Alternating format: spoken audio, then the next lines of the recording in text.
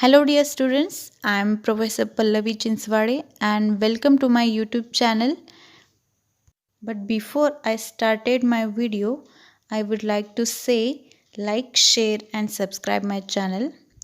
So, dear students, first of all, welcome back to this new video, and I would like to present a beautiful poem today, which is section 2, and third number poem will be explained by me, and you all were ready to learn. Well, there is there is another sky. The poem's title is There Is Another Sky, and the poet is Emily Dickinson.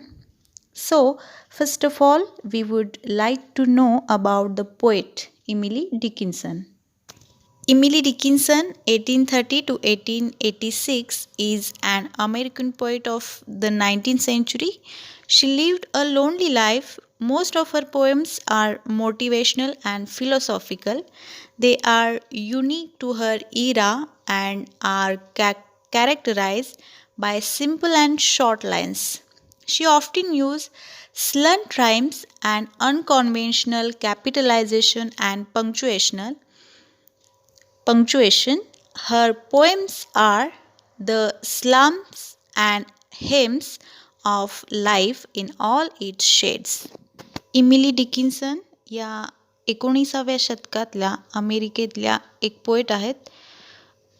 त्यांनी आपलं पूर्ण आयुष्य शी lived a lonely life त्यांनी आपलं पूर्ण आयुष्य lonely किंवा एकाकीपणाने जगलेल्या त्या व्यक्ती आहेत. Most of her poems are motivational and philosophical. त्यांचे भरपूर असे पोएम्स मोटिवेशनल आहेत आणि फिलॉसॉफिकल आहेत.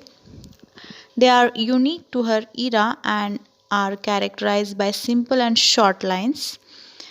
त्यांचे खूप असे पोएम्स स्वतःमध्येच एक युनिक म्हणून विख्यात झालेले आहेत आणि एकदम शॉर्ट आणि सिम्पल असे ते लाईन्स त्यांनी लिहिलेले आहेत. त्यांनी आपल्या लेखनामध्ये किंवा पोएममध्ये स्लंट राईम्सचा वापर केलेला आहे. अनकॉन्व्हेन्शनल कॅपिटलायझेशन आणि पंक्च्युएशनचा म्हणजेच विरामचिन्हांचा अपारंपरिकपणाचा त्यांनी आपल्या पूर्ण लिखाणामध्ये वापर केलेला आहे. Her poems are psalms and hymns of life in all its shades. त्यांचे बहुतेक असे पोएम्स स्त्रोत म्हणून किंवा एक भजन म्हणून पूर्ण जगामध्ये फेमस आहेत. So basically her poems are composed in simple and short line. She often used punctuation in her writing. Actually her poems are the songs of human life असं आपण म्हणू शकतो. Let's see about the poem. There Is Another Sky is an inspirational poem, also the full of positivity and hopefulness in this poem, with a good message of never say die. It is a sonnet actually. What is a sonnet? The sonnet pronunciation is sonnet. It's a noun and it means that has 14 lines using a fixed rhyme scheme, which is called a sonnet. It is a Petrarchan sonnet with octave and sestet. In sonnet, we have to know the first 8 lines are called octave, and the second 6 lines are called sestet. Sonnet there is another sky हे एक sonnet आहे, म्हणजेच सुनीत काव्य असं आपण मराठीमध्ये म्हणतो त्याला. सॉनेटमध्ये किंवा सुनीत काव्यामध्ये पहिले जे 8 लाईन्स असतात त्यांना आपण ऑक्टेव म्हणतो आणि नंतरचे जे 6 लाईन्स असतात त्यांना सेस्टेट म्हणतो. The poet is communicating to her brother through a letter. She encourages her brother not to get depressed under any circumstances and pleads with him to return home. Life is full of challenges. one can tackle the challenges with a positive attitude, the people ends on an optimistic note. The brighter garden stands for choices that life offers to all. या सॉनेटमध्ये कवी जी आहे ती आपल्या भावाशी communicate करत आहे through the letter आणि ती त्याला सांगतीये किंवा त्याला एनकरेज करते that she encourages her brother not to get depressed under any circumstances and pleads with him to return home. ती आपल्या भावाला सांगतीये की तू काहीही झालं तरी डिप्रेस्ड होऊ नकोस. कोणतेही कसेही प्रसंग जरी आले आयुष्यामध्ये तरी तू डिप्रेस्ड होऊ नकोस. त्या प्रसंगाला सामोरा जा आणि परत घरी ये असा संदेश किंवा असं ती कम्युनिकेट करते आपल्या भावाशी. Life is full of challenges. जीवनामध्ये खूप असे चॅलेंजेस येतच राहतात आणि एकदाच जर का आपण त्या चॅलेंजेसना टॅकल केलं किंवा पूर्ण केले विथ अ पॉझिटिव्ह ॲटिट्यूड तर नक्कीच आपण यशापर्यंत पोहोचू शकतो. असं the poem ends and optimistic note. Poem end होते एक खूप आशावादी नोटनी एंड होते. द ब्रायटर गार्डन म्हणजे आयुष्यामध्ये काहीही झालं कितीही वाईट प्रसंग किंवा चॅलेंजेस आले तरी त्या चॅलेंजेसला आपण न घाबरता टॅकल केलं तर नक्कीच ब्रायटर गार्डनपर्यंत आपण पोचू शकतो किंवा एक नव्या जगामध्ये आपण पोचू शकतो जे खूप आनंदाचं असेल किंवा सक्सेसफुल असेल. There is Another Sky is a poem about life being a journey of ups and downs, success and failures, joys and sorrows. Our loved ones often give us hope and encouragement in times of sorrow and despair. लाईफमध्ये आपल्याला खूप अशा चॅलेंजेसना सामोरं जावं लागतं ज्यामध्ये यश असेल यश अपयश जॉईज सॉरोज या सगळ्या गोष्टी ज्या असतात त्यांना आपल्याला टॅकल करावंच लागतं आणि ते करत असताना आपले जे लव्ड वन्स असतात किंवा आपल्या जवळचे जे व्यक्ती असतात त्यांच्याकडून मिळालेली एक एनकरेजमेंट किंवा एक प्रेमाची थाप हे खूप महत्त्वाचं असतं आयुष्यामध्ये. आणि जेव्हा असे चॅलेंजेस किंवा दुःख किंवा अपयश आपल्याला येतं तेव्हा खचून न जाता एक ऑप्टिमिस्टिक वेमध्ये किंवा आशावादी राहणं खूप महत्त्वाचं आहे. त्यालाच द ब्रायटर गार्डन असं कवयित्रीनं म्हटलेलं आहे. The brighter garden stands for choices that life's offers to all. म्हणजे लाईफ प्रत्येकाला एक चान्स देते द ब्रायटर गार्डन बघण्याची आणि ते ब्रायटर गार्डन येऊपर्यंत आपण ऑप्टिमिस्टिक राहावं किंवा राहिलं पाहिजे, आशावादी राहिलं पाहिजे असा सुंदर मेसेज कवीनं या सॉनेटच्या थ्रू आपल्याला दिलेला आहे. Let's see the sonnet. There is another sky.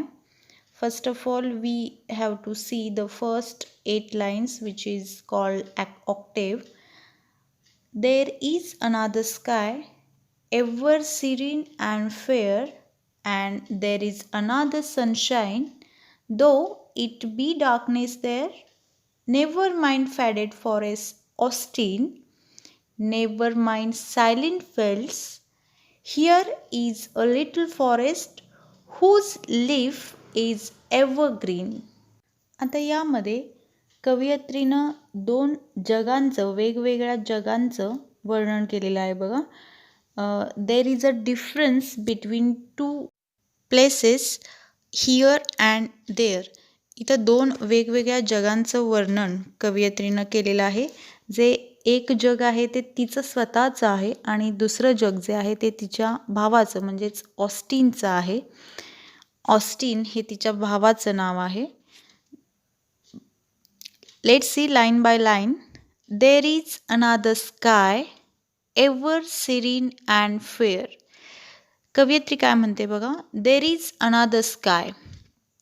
तिथे एक वेगळं असं जग आहे, एक वेगळं असं स्काय आहे जे खूपच शांत आणि काम आहे, खूपच पीसफुल आणि शांत असं असं तिचं जग आहे. पुढं काय म्हणते बघा, and there is another sunshine, आणि तिचं जे जग आहे त्या जगामध्ये एक वेगळं सनशाईन आहे. सनशाईन, तिच्या जगामध्ये एक वेगळा सूर्य उगवतो आहे.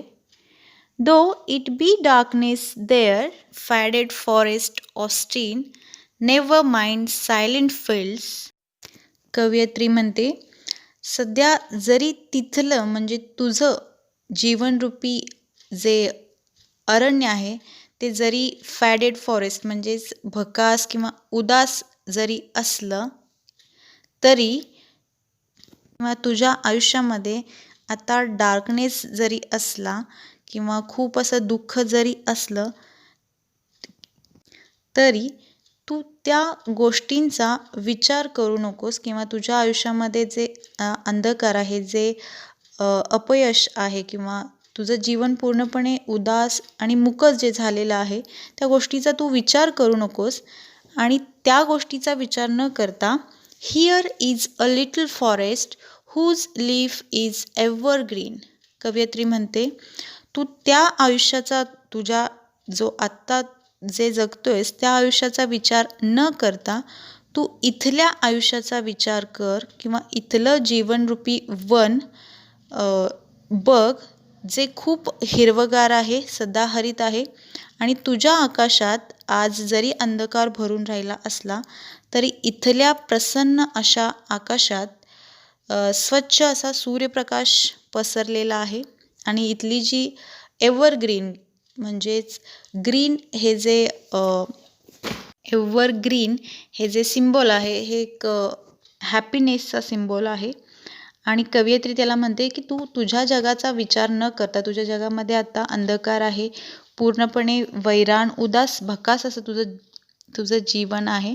आणि त्या जगाचा विचार न करता तू या जगाचा विचार कर, जिथं खूप असा आनंद आहे, जिथलं जे गार्डन आहे किंवा तिथली झाडं जी आहेत ती पूर्ण सदाहरित अशी आहेत. आणि त्या गोष्टीचा तू विचार कर. आणि या जगामध्ये सूर्यप्रकाश पूर्णपणे सगळीकडे पसरलेला आहे, असं कवी त्याला एनकरेज करत आहे.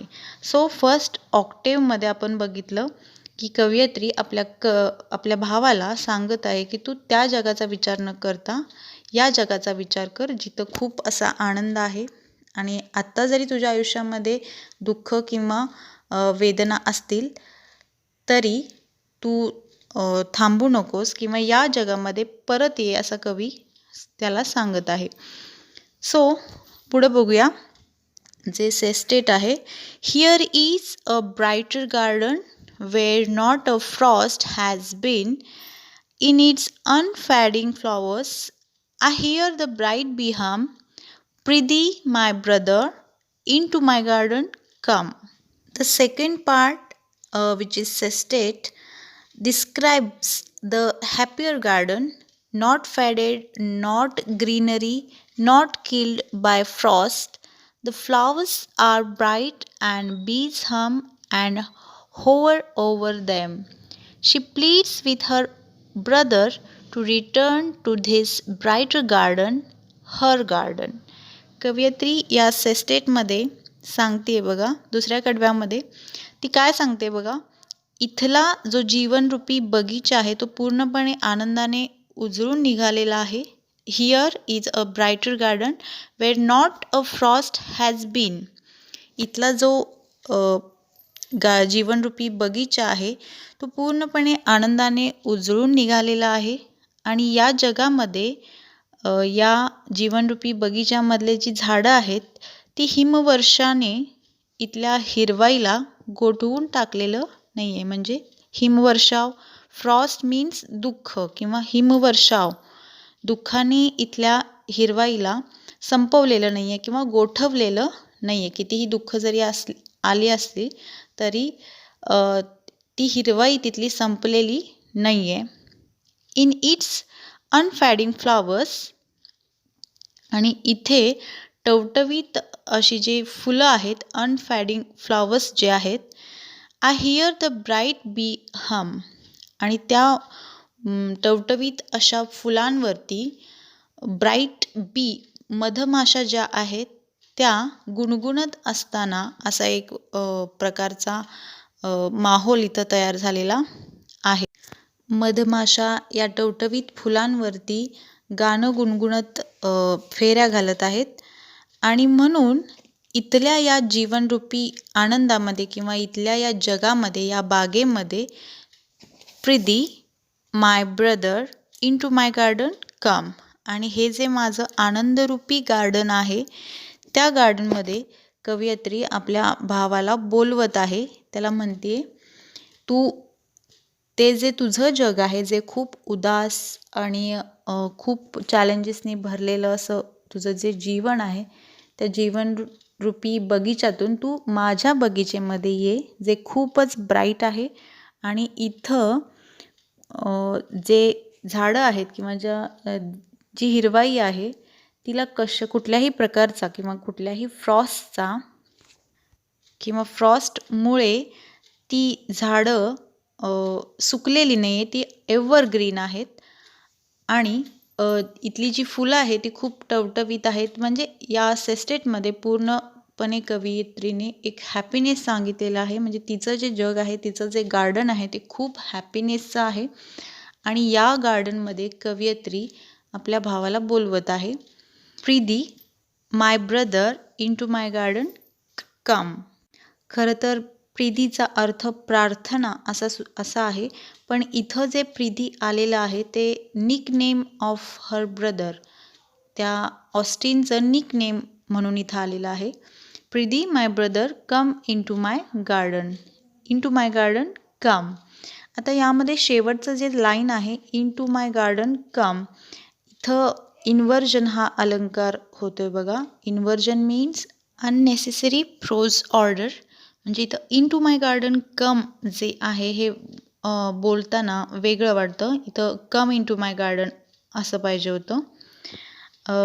11वी आणि 12वीसाठी महत्त्वाचे असणारे फिगर ऑफ स्पीच, संपूर्ण फिगर ऑफ स्पीच साठी एक वेगळा सेपरेट व्हिडिओ केलेला आहे आणि तो या चॅनलवरती तुम्हाला नक्कीच मिळेल. आणि त्यामध्ये सगळे फिगर ऑफ स्पीच तुम्हाला मिळतील. आय होप की तुम्हाला ही नक्कीच आवडली असणार आहे. आवडली तर नक्कीच शेअर आणि सबस्क्राईब करा, कमेंट करा. थँक्यू.